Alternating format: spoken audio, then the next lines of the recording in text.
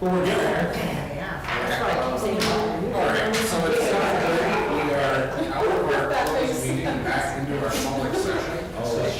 Just so we know for the record, the council that we discussed an offer on the property located at 350 Lane, described as Lot 19, Block 1, Heatherwood Plot 3.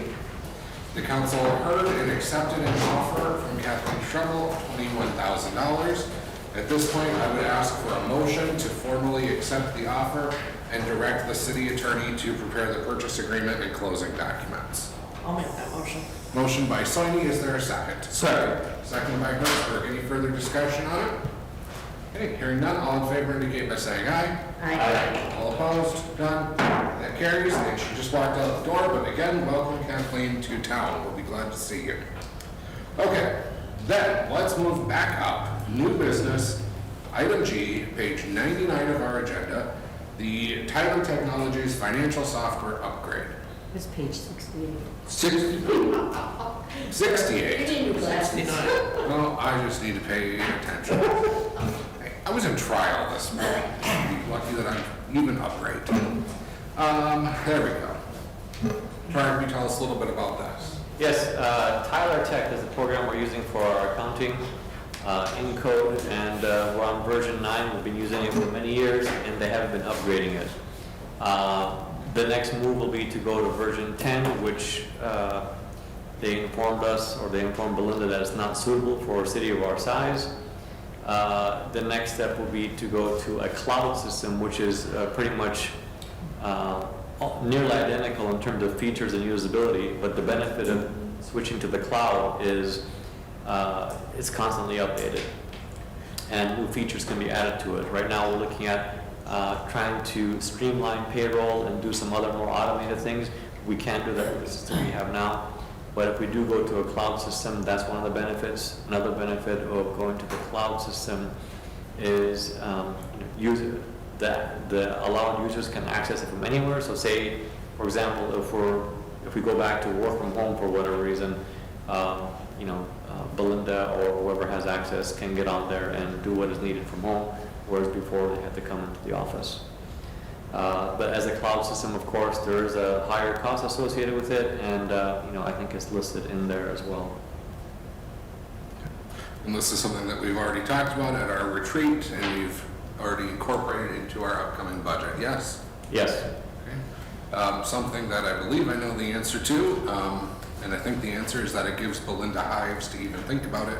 But have we talked about looking at alternative providers who might be able to offer us something equivalent for a lower price? Yes, it gives Belinda hives.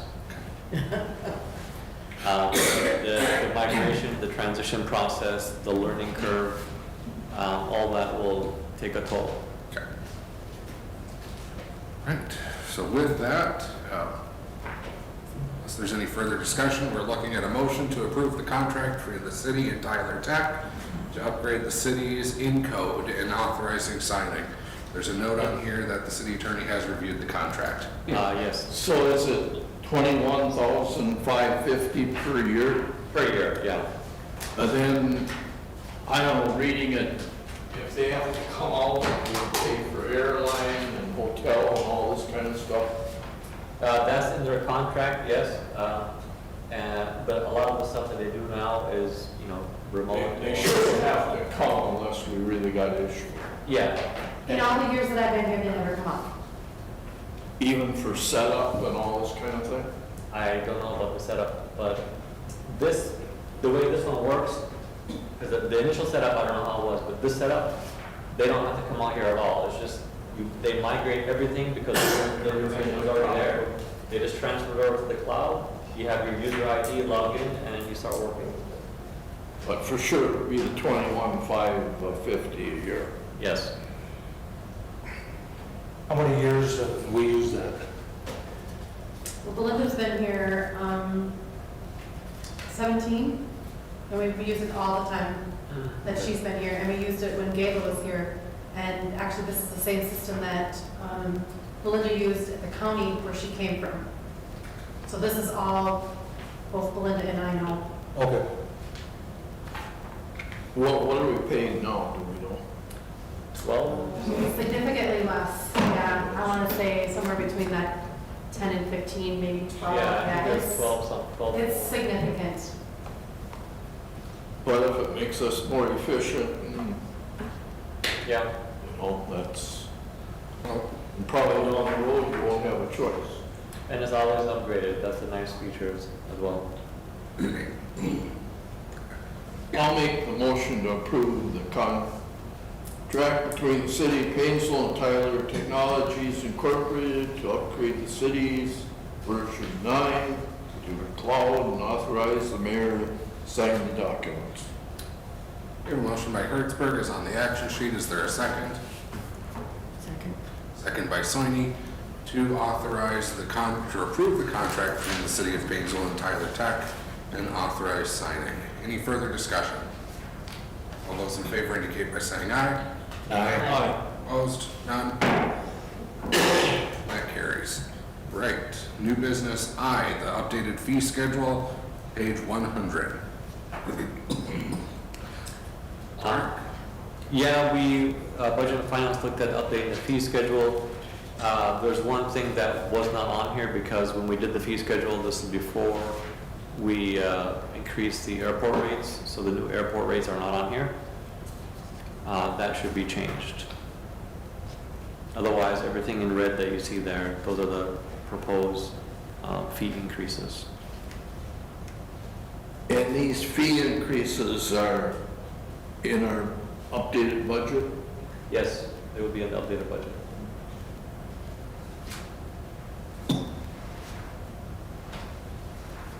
It's just the one thing that's not in there when you look at it is the airport rates are showing the old airport rates because that was Yep. what we meant. Yep.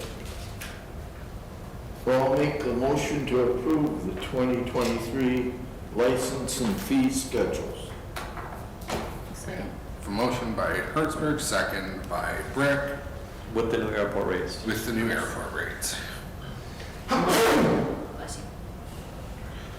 One question I had, Chief, it's on page 109, the contract rate for special requests for licensed officers. Well, now I'm noticing there's also a typo there, but that's going to 75. There's been a request by union members to modify our agreement so that any contracted events are time and a half. Would 75 cover that time and a half cost, including benefits and salary?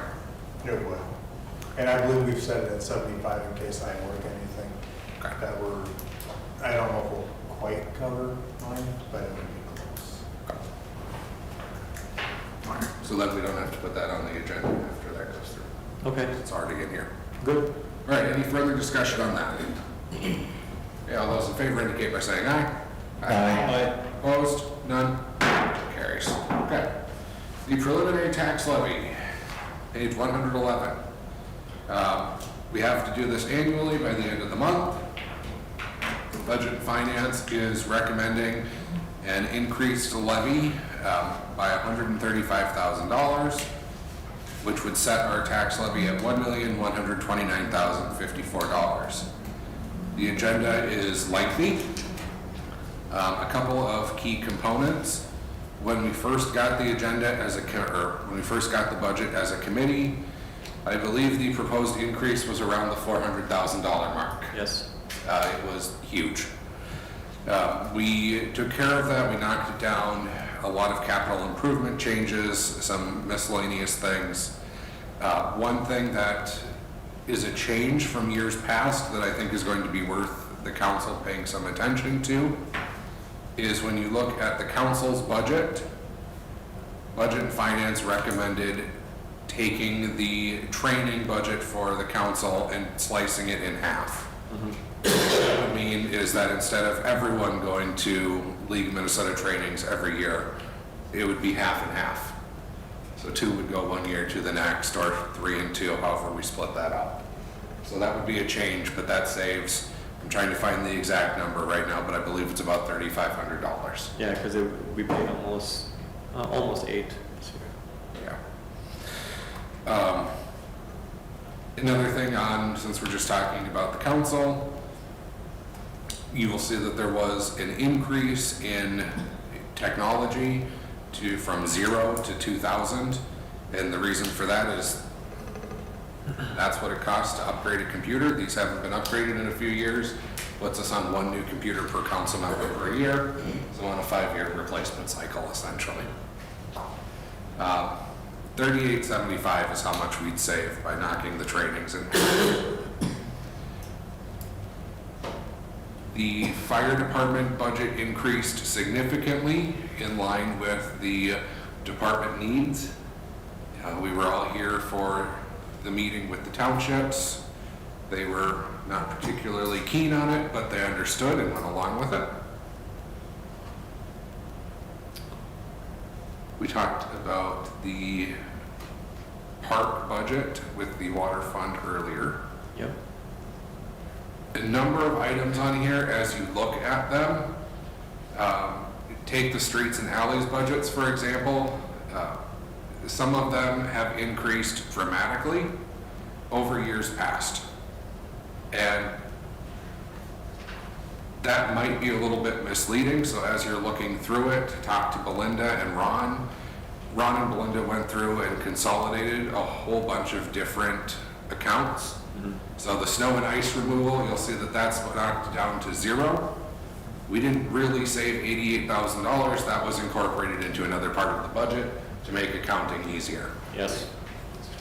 But it means that as we look at this year's budget, it's a little bit hard to track historical use. The other thing is on the library capital improvement. For years, the library and City Hall have shared a capital improvement line. Budget and Finance recommended that we split that out, as we're looking at a new library system and put $10,000 into the library capital improvement fund for next year. Again, I'm just flipping through here.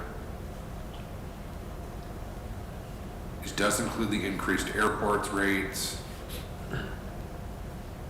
Oh, the last big thing is our bonds. Our next bond would be paid off in a couple of years. It's not a ton. We owe about $250,000 on it. We pay $45,000 per year, and we're paying interest on it.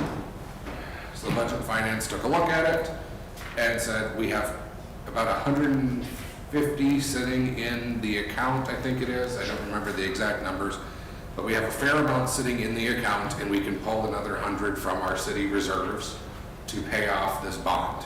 Is it callable? It's callable. And by doing that, we save $45,000 from Yep. the general fund every year. We usually do that. Yeah. If we can. So When we're callable. it means pulling out of our reserves when our reserves are sitting kind of at about the sweet spot. Yeah. But it means that we're not paying interest on money that we borrow. So right now we have reserves that aren't earning any money while we pay interest. So we said, let's save the city taxpayers the money and take that off the general fund. That was probably the biggest thing that made a difference in our planning. Yeah. Yeah. So, with that, it's a sizable increase, but it puts us, I think, in a very healthy position moving forward, where we can look at more modest incomes in years to come. And keep in mind that once we present this, we can modify it going forward, but we can modify it lower. We cannot increase the budget, but we can Right. make the budget lower if we want. So that door will still be open. With that, I'll make the motion to set the 2023 preliminary property tax levy at current real and personal property of $1,129,054 and certify such to the Starks County Auditor. We have a motion by Soini to set the levy at $1,129,054. Is there a second? I'll second. Seconded by Brick. Any further discussion on that levy amount? All those in favor indicate by saying aye. Aye. Opposed? None? That carries. And again, as we look at it, it can go down. So we've spent a lot of time looking at it, but if anyone finds something else, I will happily consider it. Then with that, we have a proposed resolution, Resolution 2022-27, adopting the 2023 tax levy collectible. Do I have a motion to approve the resolution? I'll make the motion to approve resolution 2022-27, adopting proposed proposed 2023 tax levy collectible in 2023. I have a motion by Soini to approve the resolution. Is there a second? I have a question for you. Okay. If this number gets changed, do we have to go back and read the resolution? No. Okay, all right, that's all I have. Is that a second? Yeah, I'll second. Okay. I have a motion by Soini, seconded by Thielen, approving resolution 2022-27. Any further discussion on that? All those in favor indicate by saying aye. Aye. Opposed? None? That carries. Okay. Favorite topic? All right. No, we're not there yet. Truth in taxation. Yeah, we got to set a public hearing first. You're right, it's our favorite topic. Public hearings. Right. So, every year we have to set a truth in taxation public hearing. That's our annual hearing where people can come in and hear about all of their taxes and property rates. So, looking at setting a date for that for December 12 at 6:30 p.m. I'll make the motion to set the truth and taxation public hearing for Monday, December 12, 2022 at 6:30 p.m.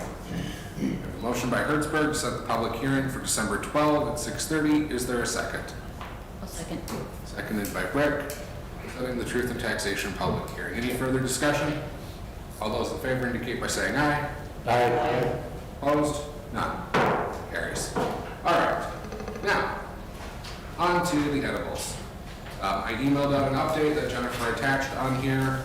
Bill Spooner took a look through the ordinance that we had on our agenda before. He made some changes. All of those are incorporated in here, and they were published in the agenda as well.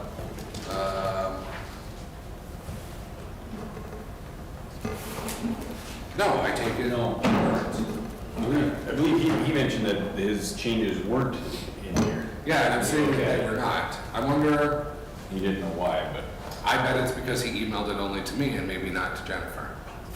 Oh, This is all I have. Okay, then I bet that's what he did. I assumed he emailed it to him. Okay, so, yeah, all I know is he just mentioned when the packet got emailed out, he just said, this one I'm has, not seeing the changes and I didn't know why. What's that? this one in the update has his changes. In the updated. Yeah, so the update that Jennifer prepared for tonight's meeting. Yeah, okay. Yeah, so, I mean, you're talking this right now. I will just call them out here so that we know what we're talking about.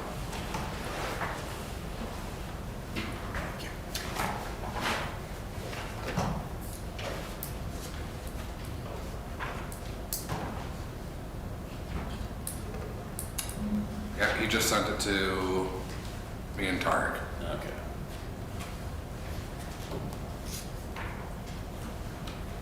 And look at what happens when I assume that he also included Jen. My bad. I should have looked at it and saw that she wasn't copied and forwarded to her. So, Bill made a couple of changes in the opening paragraph, nothing substantive. He added that it's certain THC cannabinoids containing not more than 0.3% of any tetrahydrocannabinol. And then he added in a little bit further down, the city of Painesville seeks to regulate the sale and distribution of legalized cannabinoids. He crossed out some language. Again, nothing really changed there. All of the whereases and the now therefore are things that I added based on the proposed findings that came from the Public Health Law Center at the school now known as Mitchell Hamlin. I'm still spiteful over it, Eric. I don't know where you got it, but I'm annoyed. It's all right. So, those are all things, I took a look through all of the proposed whereas that they had. I think there were a few in here that we maybe might have wanted to utilize, but I didn't recall any of those facts being discussed in our public hearing. And thinking that we should only include whereases of information that we actually heard, I adopted the ones that we did. I think we can probably strike some or add more if we want to, but that's where these came from. Going into definitions, Bill changed the opening paragraph a little bit. He changed the definition of child-resistant packaging.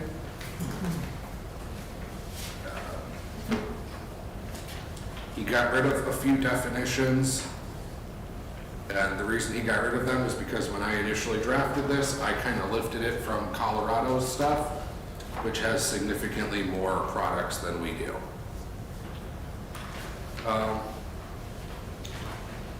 He added some language in the licensed products definition. The stuff that's being sold right now, though, isn't in child. They're just in, It's supposed to be in child-resistant stuff. it was just a plastic bag that I saw, already in, candy and milk wrappers. Do you need like a pair of scissors, put it or I think this requires it to be in child-resistant. Do we define child resistant? Yes.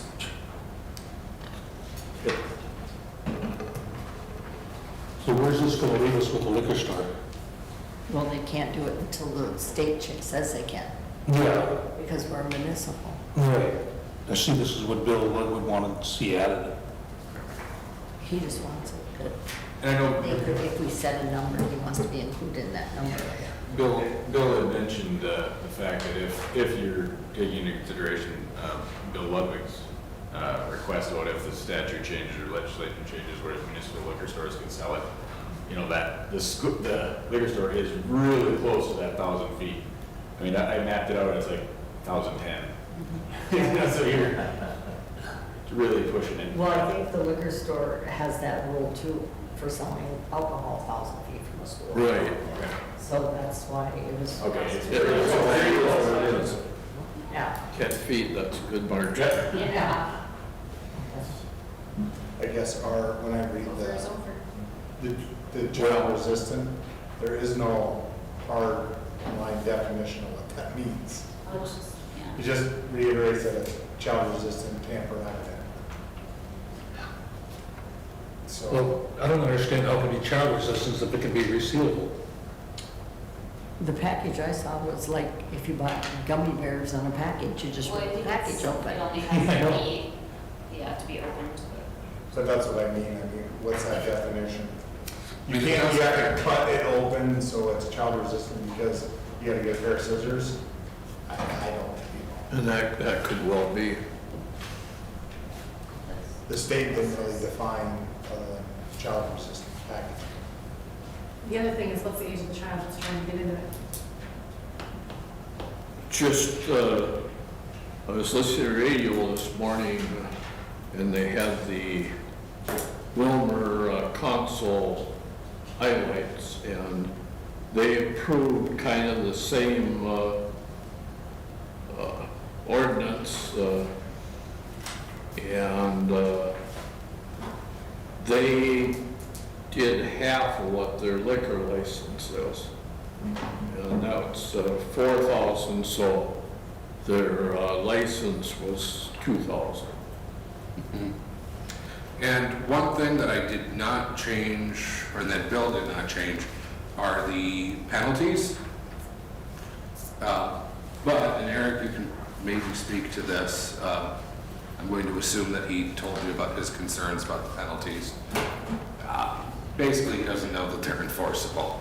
Right, that's, he did mention, I'm just looking through his file on this, but he's not exactly sure if you're gonna be able to enforce those, and also, it looks like the fines that we're trying to impose are significantly more than other communities, so that's definitely an issue. But it also sounded like there was some gray area on it. I guess my thought is let's leave the penalties the way that they are for now. And if we get information in the upcoming months that they need to be changed, it's not that difficult to do an amendment and change the penalties at that time. It's a civil penalty, so we can assess it to their taxes, correct? No. We looked into that and we cannot. That's what it looks like. Are we also regulating how many licenses we're gonna sell, or anybody that wants to pay the fee? There is no number Yeah. So if Ken wanna sell and we make our license 2,000 or 3,000, that's what it's gonna be. That's how it is structured right now. Yep. Okay. I think it's gonna be hard to put a number, because when you have 10. Right, well When then, you have 10 applications and you're only giving 5 licenses, right. there inevitably is gonna be the, appearance of favoritism. So then we don't really need to keep one open for the liquor store, because if and when he can sell, we can just add it. One, Right. so that's not really an issue, is it? I don't think so. Okay. I think, Go ahead. I was gonna ask, so when you talk about like the fines, and you talk about them not being enforceable, if I remember right, we have built in here, if you don't pay your fine, your license is suspended. Yeah.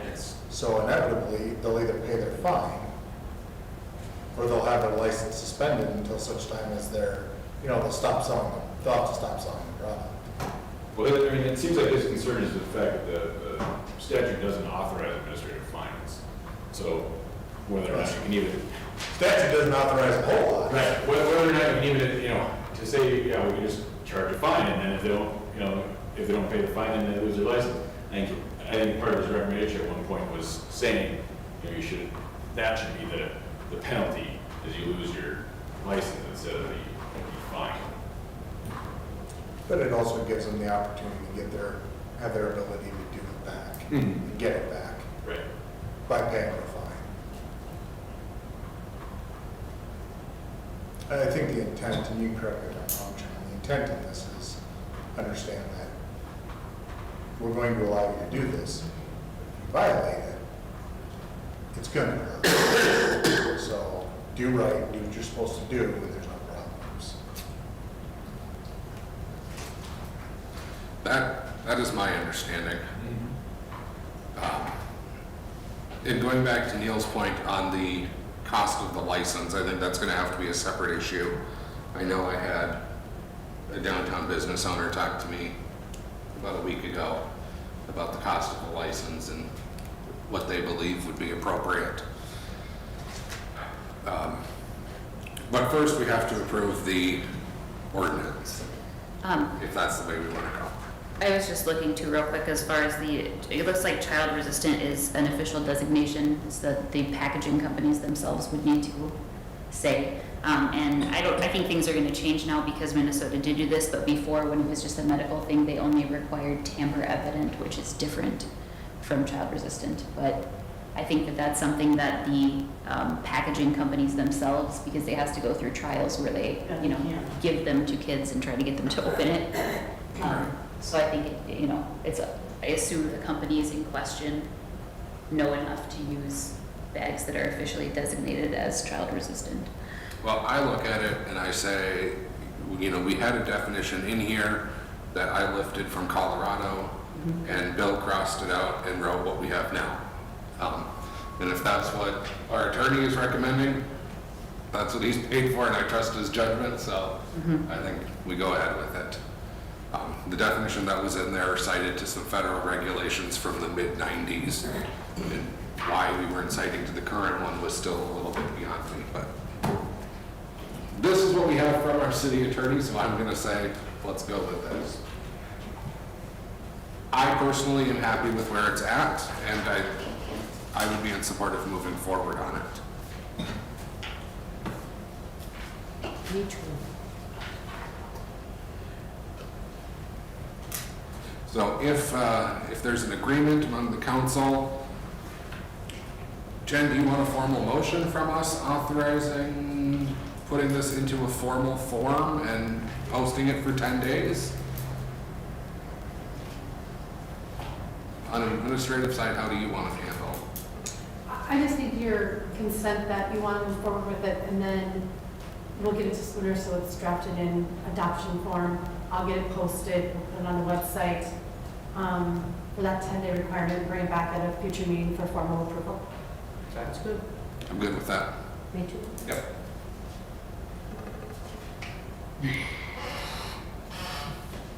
And then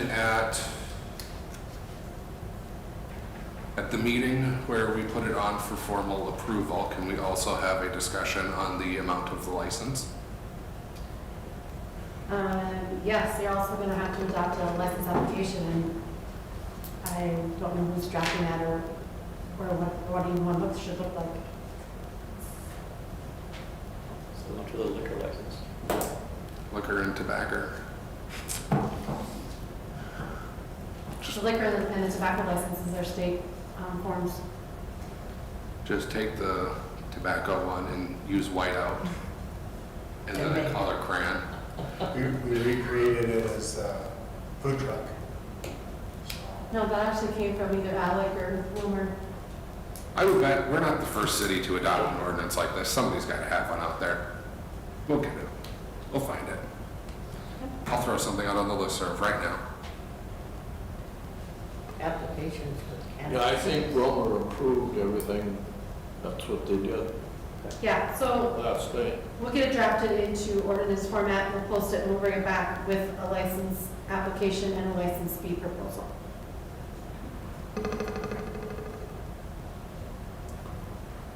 Anything else on that?